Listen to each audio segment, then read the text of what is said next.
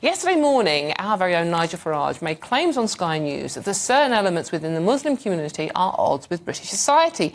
He has both been criticised and defended, but what do you make of this? Let's take a look at what he had to say, shall we? Well, strong words indeed, and they were words that when picked up on by Foreign Officer Minister Anne-Marie Trevelyan, who echoed what Nigel has said, and by saying that some Muslims did want to challenge fundamental UK values.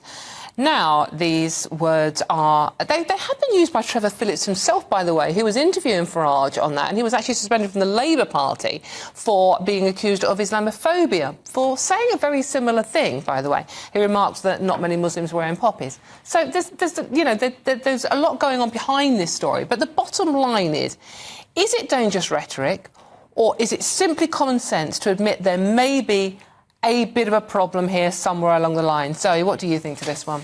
Well, I think that there is a lot of focus at the minute on Muslims, and I find that really uncomfortable, because we know that all sorts of groups in the UK, all sorts of religious groups, may have values that are at odds with some of these British values that Nigel Farage was talking about, things like freedom of speech, freedom of choice. We know that there are sometimes tensions with different religions on things like, say, gay marriage or, things like that. And, I find it really... I think it must be really difficult to be Muslim in this country at the minute, to hear the way that the group is all kind of banded together, and that they're spoken about as if they all share the exact same kind of thoughts and feelings on these different subjects. And actually, I think, the vast majority of Muslims, just as the vast majority of Christians living in this country, other groups as well, are peaceful and tolerant, and our country really prides itself on being tolerant of other people's perspectives and views. Obviously, if anybody's spouting hate, or if anybody's spouting anything that is inciting violence, we should be able to challenge that. But I think actually this focus is political. It's trying to drive division, and actually we should be preaching tolerance and kindness and focusing on those people who are, doing all these great things in communities across the country. I'm completely with you. I'm all for preaching tolerance and actually less division in society. But then, Daniel, I saw a picture of a chap strolling down Oxford Street in a Man United shirt with the word Hamas and number 7 on the back. Now, it might be Hamas is his surname. This is the picture here. This was on Friday, walking through the streets of London. Hamas might be his surname. He might be a big supporter of the iconic players that have played in the number 7 role for Man United. But I'm not getting the impression that that's the case. And the poll that Nigel Farage was talking about from the Henry Jackson Society suggested that 46% of British Muslims said they sympathised with Hamas. That might be Mr. Hamas, sir. If I'm doing you wrong, I'm apologising. But what do you make of this? I mean, yes, we all want, less division and more cohesion, but we do see things like that on our streets in London. I find this is a very big and difficult subject. The first thing I'd say is I always get worried when I hear politicians talk about British values, because I never know what these British values actually are. When you ask them what they are, they tend to roll out a whole load of basically Blairite positions from the early part of the 21st century, many of which I don't even agree with. I mean, what keeps us together as a nation is an attachment to place and a way of doing things. And we are accustomed in this country, have been for the last 200 years, say, to religious pluralism and religious toleration. And that's part of the way we do things. The difficulty is coming up against a religion which also has a view of how society should be structured as part of its religious teaching, and the extent to which people feel that is something that they can articulate and defend in the public space and even in the political environment, and whether we can attach ourselves, whether we should be adapting ourselves to that in some way or other. And that's something that people don't want to talk about openly, and we've never actually sort of addressed. At the raw political level, the fact is that Labour has taken the Muslim vote for granted for a very long time. Despite not supporting not publicly supporting a ceasefire in Gaza. But the stance they've taken over Gaza, the Labour Party has taken over Gaza, has fractured their support amongst Muslim communities. We see George Galloway's success in Rochester. Of course, yes. was a product of that, and no doubt if there had been other by-elections, it might have been seen elsewhere as well. And so in that sense, the whole thing has become much more part of this election campaign and is likely to remain part of this election campaign. The question of support for Hamas and Gaza, I think, is evidence of that, but is slightly separable, because there's the fundamental question about the compatibility, if you like, of the religious views with the way we structure society and the way we do things.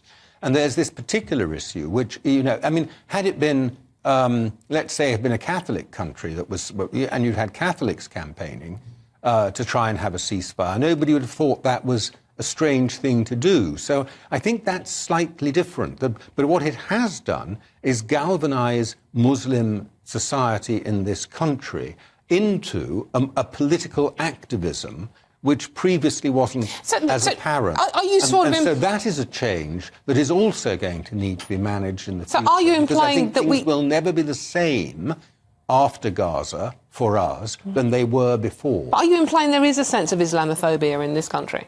No, I don't think that's what I was saying. There might be, but that isn't what I was saying. What I think I'm saying is that there is something profound and different here, which we're not used to, and we're going to have to find a way of working through it.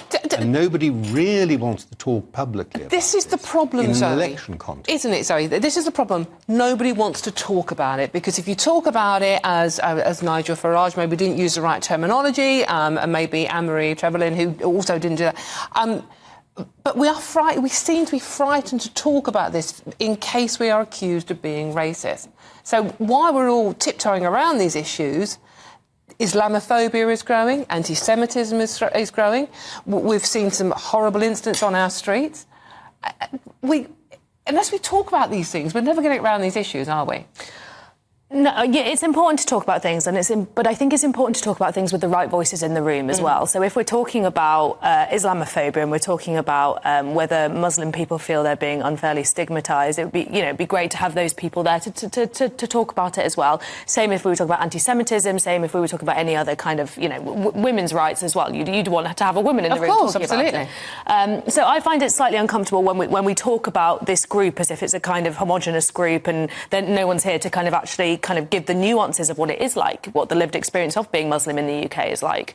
And, I think it's really complex. And obviously we've seen that the war in Gaza has really galvanised people here, not just Muslim groups. There are plenty of people who look at what's happening, particularly, the scenes coming out of Rafah today, and they feel absolutely appalled that this is happening. And, I think we need to be really careful that we can also talk about that conflict as a conflict where thousands of people are dying. On both sides we've seen violence, without kind of equating it to just being a kind of issue between Muslims and Jews in this country, because that's just not the case. And I think sometimes those issues get caught up, and sometimes they deliberately get caught up because people want to make political points and sow division. And I think you're right. All these things should be spoken about, but it's speaking about them with the right people in the room and with empathy and tolerance. The other thing I found slightly worrying, Daniel, was we saw a Labour candidate today posing. I'm standing for Labour. I can't remember what area it was, forgive me, but with a Palestinian flag in the background. Now, he's standing to be a Labour MP in England.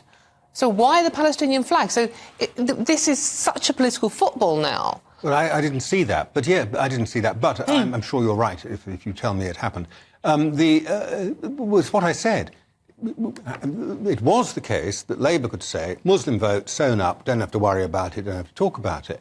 The Muslim vote is now very much in play, if you like, not necessarily between Labour and Conservative, but between Labour and alternative, alternative political streams, if you like. And it is very much in play. So people are going to be trying to capture that vote in an aggressive sort of way, or if they're Labour, they're going to be trying to bolster the support that they feel is their due, because they've been entitled to it, they felt entitled to it in the past. So it doesn't surprise me that you're seeing this happening at all. And that's why I say, post-Gaza, things are never going to be the same. It is going to be different politically. and different socially. And that's why one of the reasons, at least when the election's out of the way, is we need to talk about it seriously and what it means for this country. And we haven't done that. It doesn't fill you with hope for the future, does it? I must admit. I mean, it depends. I don't think it's hopeless. I think there are ways. There'll be ways of working this through, because the majority of people who live in this country want to get on with their neighbour, and that's true of Muslim people and non-Muslim people. They want to get on with their neighbour, and I think there is a way of working it through, and talking is important, but not hiding from the issues the whole time in the way we've been doing. Exactly. No, good point there.